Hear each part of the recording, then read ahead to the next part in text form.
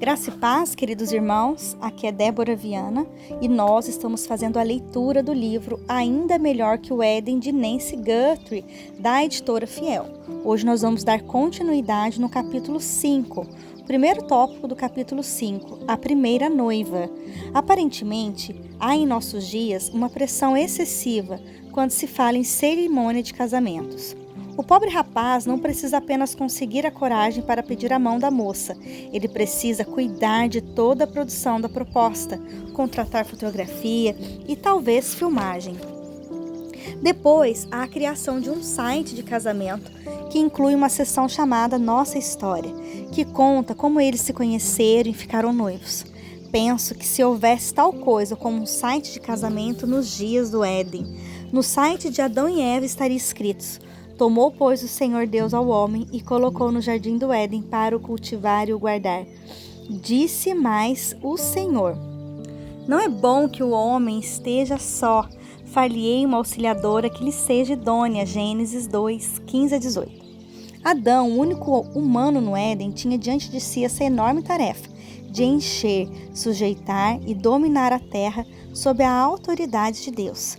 E quando Deus olhou para a situação, concluiu que não era bom que Adão estivesse só. O texto não diz que Adão estava solitário. Presumir que Deus daria uma esposa a Adão apenas para resolver um sentimento de solidão seria ler mais do que está escrito. Se o problema fosse uma companhia, parece que o versículo diria que Deus lhe faria uma companheira. Na realidade, o problema parece ter sido que o trabalho dado a Adão era grande demais para ele realizar sozinho. Então Adão recebeu uma auxiliadora. A mulher possibilitaria que o homem fizesse o que ele jamais poderia fazer sozinho. O relato de Gênesis parece repelir nossas noções excessivamente românticas do casamento. Ao nos revelar que o propósito mais profundo do casamento, antes e agora, não é sobre companheirismo ou satisfação sexual. Embora ele certamente tenha o potencial de proporcionar tais maravilhas, o propósito ou o fim original e ainda primário do casamento do mundo de Deus é servir aos propósitos de Deus no mundo. Porém, talvez a palavra usada para descrever Eva, auxiliadora, chegue até você do jeito errado. Talvez ela soe como se rebaixasse Eva ou as mulheres em geral. É importante notar que o próprio Deus é descrito pela Bíblia como um ajudador, especialmente com referência à sua batalha contra os inimigos de Israel. Então, auxiliar na tarefa de encher, sujeitar e dominar a terra é algo nobre e que reflete semelhança com Deus. Moisés assim descreve a criação da mulher e sua apresentação ao homem. Então, o Senhor Deus fez cair pesado sono sobre o homem, e este adormeceu. Tomou uma das suas costelas e fechou o lugar com carne. E a costela que o Senhor Deus tomara ao homem transformou-se numa mulher e lhe a trouxe. Gênesis 2, 21 a 22.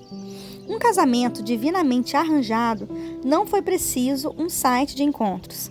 Ali, no exuberante jardim, perto do rio que flua do Éden, Deus trouxe uma noiva para seu filho Adão e a apresentou a ele.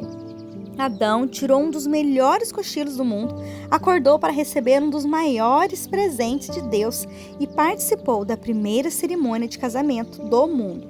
Como pai da noiva, o Senhor Deus conduziu Eva e Adão, e a resposta de Adão à sua noiva foram as primeiras palavras humanas registradas no mundo, um poema de amor. E disse o homem: esta afinal é osso dos meus ossos, carne da minha carne.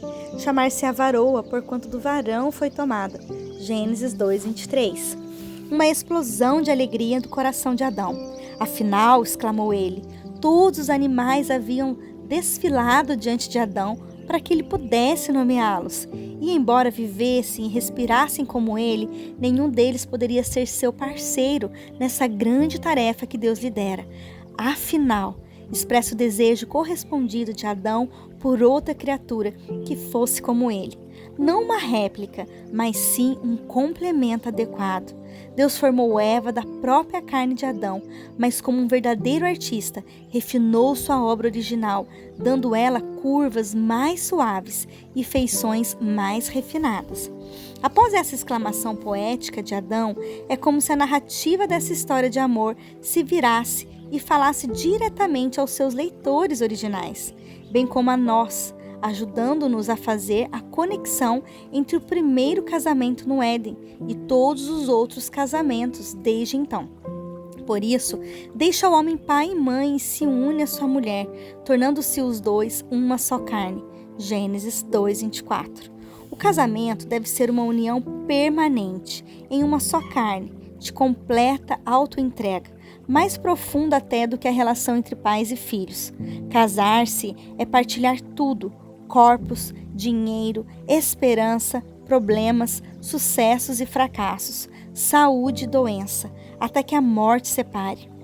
Rei expressa assim: dois eus egoístas começam a aprender a pensar como um de nós unificado.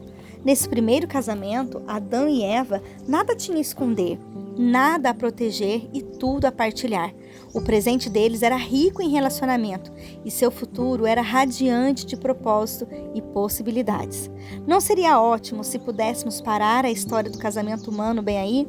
Não seria maravilhoso se todas tivéssemos a experiência de Eva, de ser celebrada e estimada como noiva, de ter casamentos que fossem tão íntimos e intocados por monotonia, decepção, traição, alienação, frustração, fracasso ou morte? Quanto era o casamento de Adão e Eva a essa altura da história? Em vez disso, quando a história avança, o modo como as coisas haviam sido criadas para ser em Gênesis 2 é invertido em Gênesis 3. Os animais deveriam ser dominados pelo homem, mas em Gênesis 3, uma criatura rastejante assume o controle. A mulher deveria ser uma auxiliadora para o homem na execução dos mandamentos de Deus, mas em vez disso, torna-se um obstáculo.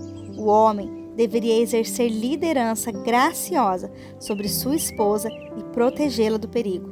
Mas em vez disso, ele abdica de sua responsabilidade, deixando-a vulnerável ao engano.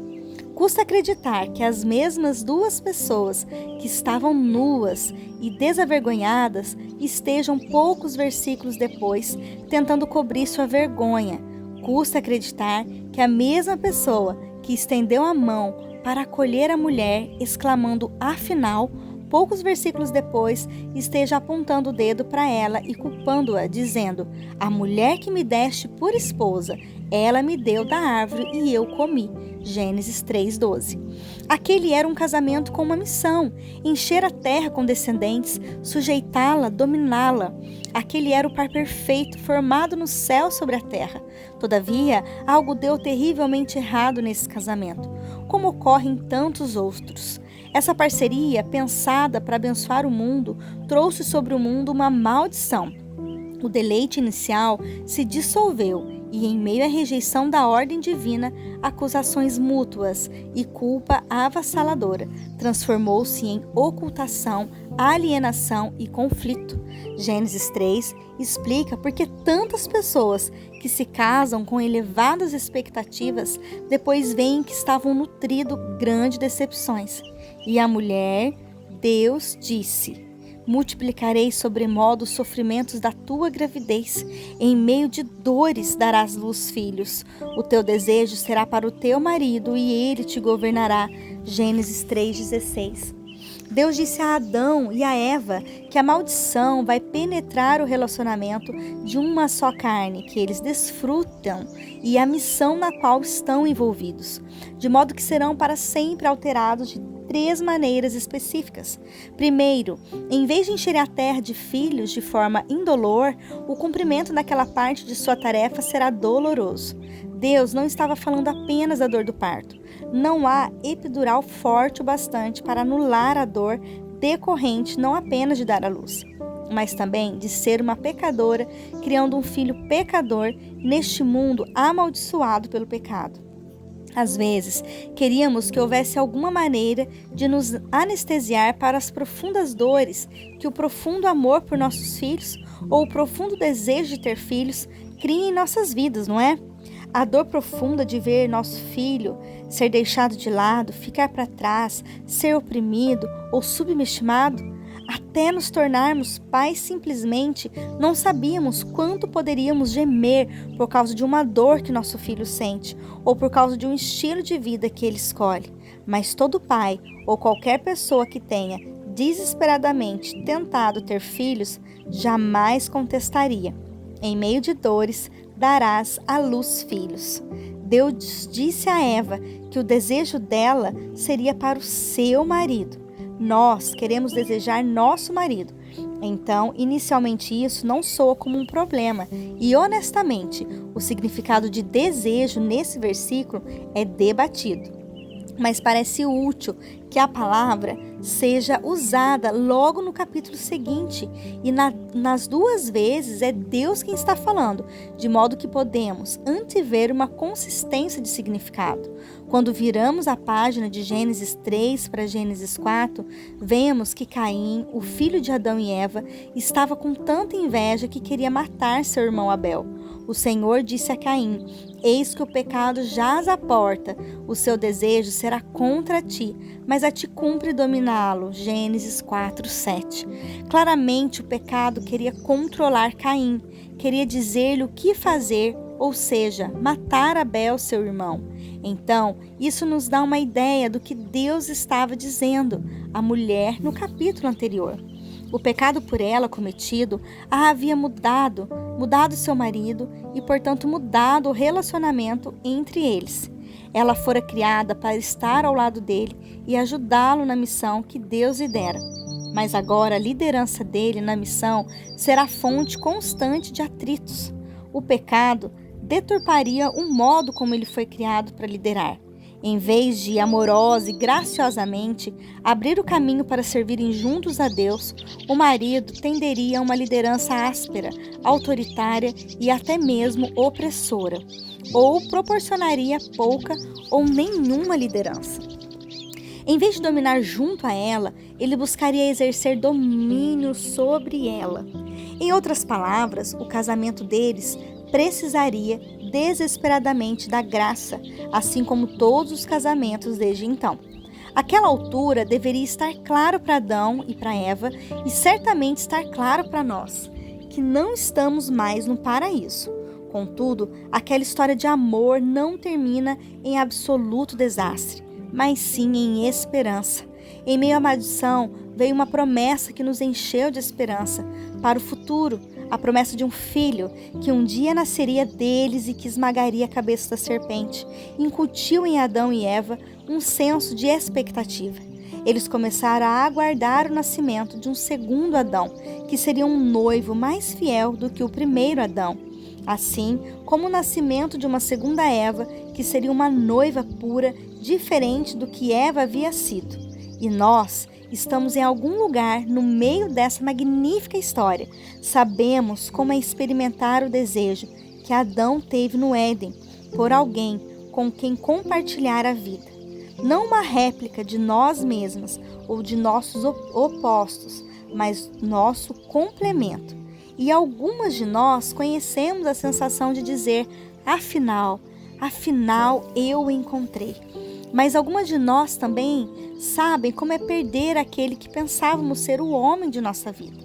Algumas de nós sabem como é estar num casamento que começou cheio de promessas e propósitos, mas por causa do pecado, dele, dela, nosso, tornou-se marcado por decepção, conflito e talvez até divórcio. E algumas de nós se perguntam se algum dia terão a chance de dizer afinal, se algum dia acharão seu complemento.